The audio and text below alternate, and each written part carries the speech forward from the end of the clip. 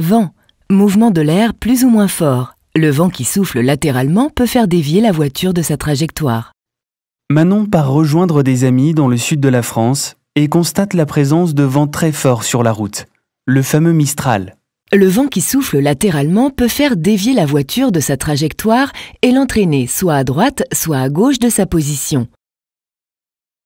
Ce sont les changements entre un temps calme et un temps de vent fort et inversement qui sont dangereux. Ainsi, les rafales soudaines et les sorties de tunnels ou de forêts peuvent vous surprendre. Inversement, pendant les dépassements, notamment de poids lourds, le vent s'arrête et cela peut aussi vous surprendre. Pour avertir du vent, des panneaux sont placés à des endroits où il y a souvent du vent latéral.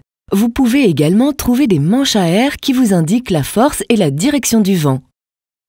En cas de vent fort, ralentissez bien évidemment. Surtout, tenez très fermement le volant avec vos deux mains et compensez la force du vent qui fait dévier le véhicule en allant un peu plus vers la droite ou la gauche selon le sens du vent. Préparez-vous au changement de climat entre les zones abritées et les zones où il y a du vent et soyez attentifs aux écarts des autres véhicules sur la chaussée. Manon décide de doubler un poids lourd qui circule devant elle.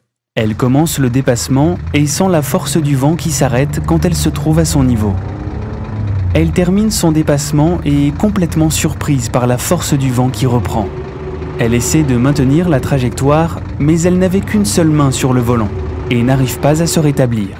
Elle se retrouve déportée sur la voie de gauche en sens inverse, dérape sur des gravillons et fait une sortie de route. Fort heureusement, personne n'arrivait en face et l'accotement étant plat, elle réussit à freiner.